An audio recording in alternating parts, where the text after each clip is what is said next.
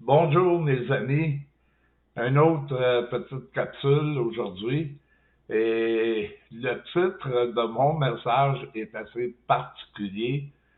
C'est Dieu n'est pas une jeune fille frustrée, une jeune adolescente frustrée après son chum qui lui dit qu'il ne l'aime plus et qui cherche à tout prix à se venger et à lui faire du mal car il ne l'aime plus. Hein? Et ça, c'est la façon dont plusieurs prédicateurs nous présentent l'Évangile. Hein? Aime-moi, dit Dieu, ou je vais te faire souffrir pour toute l'éternité. La vie éternelle doit être accordée à condition que tu m'aimes. Pourtant, la Bible dit exactement le contraire. La Bible nous dit que Christ est mort pour nous alors que nous étions encore dans nos péchés. Et l'apôtre Paul nous dit que Dieu était en Christ, n'imputant point aux hommes leur offense. Hein? Et il a paru une seule fois pour enlever le péché du monde. Et Jean-Baptiste, lorsqu'il voit venir à lui, Jésus dit, « Voici l'agneau de Dieu qui ôte le péché du monde. Hein? » Il ôte le péché du monde. Donc, si le péché n'est plus là, sur quelle base Dieu se basera-t-il pour juger les hommes? Il y a une très grande confusion présentement parmi les chrétiens concernant le jugement. Hein, et ceci vient en partie d'un manque de connaissance de l'hébreu ou de la culture juive de l'époque de Jésus. Hein. Lorsqu'on parle du jugement dans la Bible, on en parle avec une notion juive. Hein. On n'en parle pas avec une notion de l'Empire grec ou de l'Empire romain. Hein.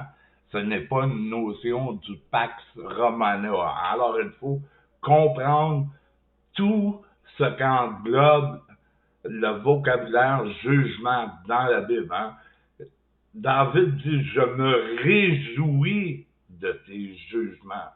Et ailleurs, c'est dit dans la Bible que quand les jugements de Dieu sont sur la terre, les habitants apprennent la justice. La miséricorde, elle triomphe du jugement. Si vous enseignez le jugement sans tenir compte de la miséricorde, ben vous n'y comprendrez absolument rien au jugement, car la miséricorde, elle triomphe du jugement.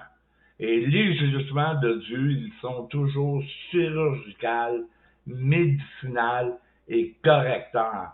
Dieu ne juge pas sans intention. Hein?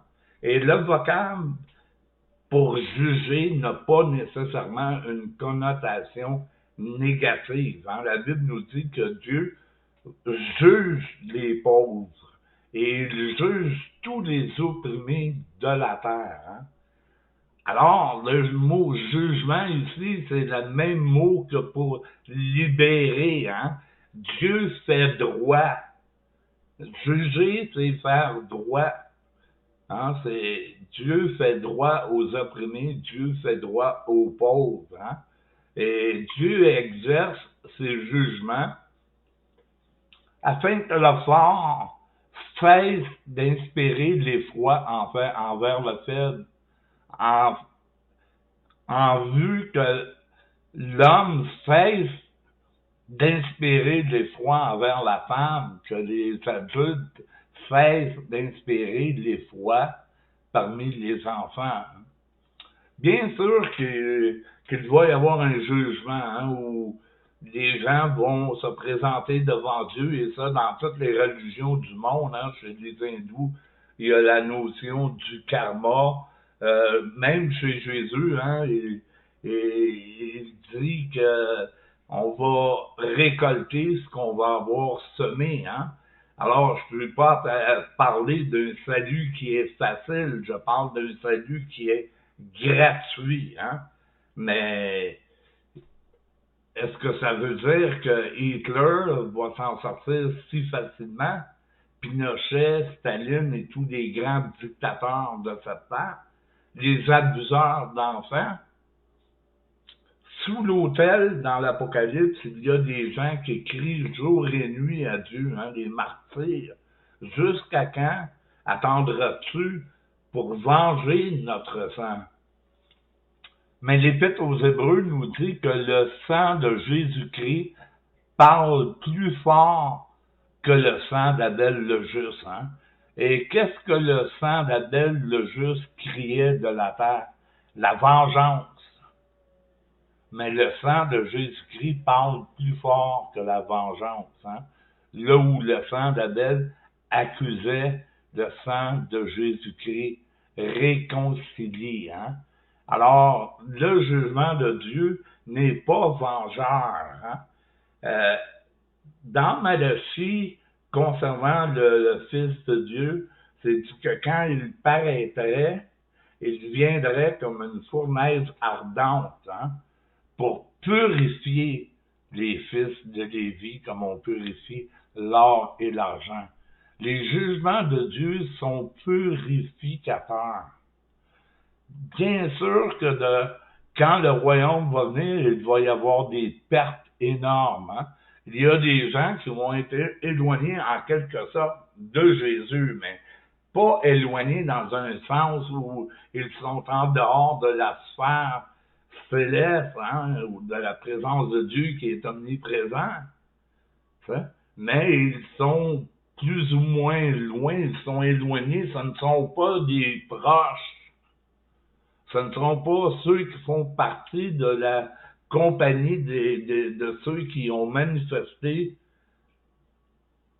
la manifestation des fils de Dieu, ceux qui ont affranchi la création. Dieu a un plan glorieux pour nous. La Bible dit que nous-mêmes, on va juger les anges. Puis je pense pas que personne d'entre nous a reçu le mandat de disqualifier ou de chasser ou de punir ou de torturer les anges. Non, le jugement, il est conducteur.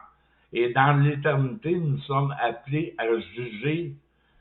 Jésus a dit aux 12 disciples qu'ils étaient prêts assis sur 12 trônes et juger les 12 tribus d'Israël. Qu'est-ce qu'un juge? Regardez dans l'Ancien Testament, les Israélites se tournaient continuellement vers les idoles et Dieu élevait un juge à tous les fois. Pourquoi que Dieu élevait un juge?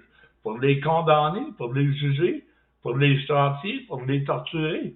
Non, la Bible dit que Dieu élevait un juge pour les libérer. Hein? Alors oui, c'est une chose terrible que de tomber dans les mains du Dieu vivant. Je suis d'accord avec ça. Il y a plusieurs endroits dans la Bible qui parlent d'un jugement. Mais il n'est pas éternel. Le vocable est aïonien. Ça réfère à une certaine durée de temps. Et le but, mais ce n'est pas de faire souffrir les gens et de les torturer. Le but, c'est de les amener à la perfection, de les conduire, de les diriger, de les guérir. L'Ancien Testament dit que même le rebelle habitera dans la présence de Dieu. Tous ceux qui étaient irrités contre moi verront, leurs yeux vont s'ouvrir. Regardez tous les endroits où le mot « tout » est utilisé dans la Bible, c'est simple.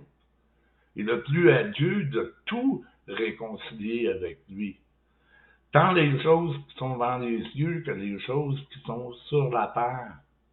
Le jugement de Dieu est quelque chose qui est utile à l'homme. Ce n'est pas quelque chose qui le disqualifie. Hein? C'est conducteur, chirurgical, médicinal. En Jésus lui-même, lorsque les disciples veulent faire descendre le feu du ciel sur Samarie qui l'a rejeté, Jésus leur dit, vous ne savez absolument pas de quel esprit vous êtes animés. Le Fils de l'homme n'est pas venu pour perdre les hommes, mais il est venu pour sauver les hommes. Et Jésus n'est pas un sauveur potentiel, il est le sauveur actuel. La plupart des gens qui nient ce que je dis en me traitant d'hérétique, est-ce que vous croyez vraiment que Jésus, il est le sauveur du monde? C'est ce qu'ils affirment. Mais leurs paroles témoignent de quelque chose de différent. Car pour eux, il n'est pas le sauveur actuel, il est un sauveur potentiel. Il est un sauveur qui sauve par le choix, alors que la Bible nous dit qu'il sauve par grâce uniquement, et que tout œil verra le salut de Dieu, et qu'il y a un arbre dans l'Apocalypse pour la guérison des nations, et que tous genoux vont fléchir, que toutes bouches vont confesser, que l'harmonie a été ramenée dans l'univers, dans le cosmos entier. C'est un message de grâce, de grâce, de grâce surabondante. Laissez pas les légalistes venir troubler votre esprit en vous posant toutes sortes de questions sur la destinée de vos enfants, de votre mari, de vos sœurs, vos frères, vos parents qui ne sont pas croyants. N'imaginez pas qu'un monstre céleste va les engloutir dans un enfer de feu pour l'éternité et les torturer. Le mot banizanos pour tourment veut dire beaucoup plus que qu'est-ce qu'on nous fait croire. Hein? C'est un mot qui était utilisé pour une pierre silicieuse qui sert à la purification de l'or. Et bien sûr que oui, il y a une destruction, il y a une annihilation dans la Bible. Mais c'est pas l'être au complet qui est annihilé, sinon la victoire sur la mort aurait jamais eu lieu. Et la Bible nous dit, ô mort, où est ta victoire? Ô mort, où est ta peste? Où est ton aiguillon? Hein? La mort, elle a été vaincue. Alors, de quelle annihilation la Bible nous parle? La Bible nous parle d'une annihilation du mal qui est en nous. Cette partie va être anéantie. Cette partie va être détruite. C'est cette partie qui périt. Paul parle d'un homme qui a commis l'inceste avec sa belle-mère. Il dit, pour lui, il sera sauvé, mais comme au travers du feu. Ailleurs, dans l'Épître aux Romains, Paul dit que il faut que nous soyons jugés tant qu'à la chair, afin de vivre tant qu'à l'esprit. Et tout homme sera salé de feu. Tout homme va passer par ce jugement. Hein? Il y a même un jugement pour les croyants. Et les croyants croient que le feu est symbolique dans ce que ça parle pour eux. Alors, pourquoi ne le serait-il pas aussi symbolique quand ça parle des gens incroyants? Hein? Jésus dit que tout ce qui va avoir été construit avec de l'or, de l'argent et des pierres précieuses va subsister. Mais tout ce qui va avoir été construit avec du bois, du chaume et du foin va être brûlé. Hein? Hey, c'est votre junk qui va être brûlé, pas vous, pas votre esprit. Non, pas mon Dieu, non. Pour enseigner ça, il ne faut vraiment pas comprendre le cœur de Dieu. Il ne faut vraiment pas comprendre la miséricorde de Dieu et la grâce de Dieu et la compassion que Dieu a pour cette humanité qui ne sait absolument pas ce qu'elle fait. Père, pardonne-leur, car ils ne savent pas ce qu'ils font. Jésus a dit que le Père obéissait toujours à ses paroles, car il faisait toujours la volonté de Dieu.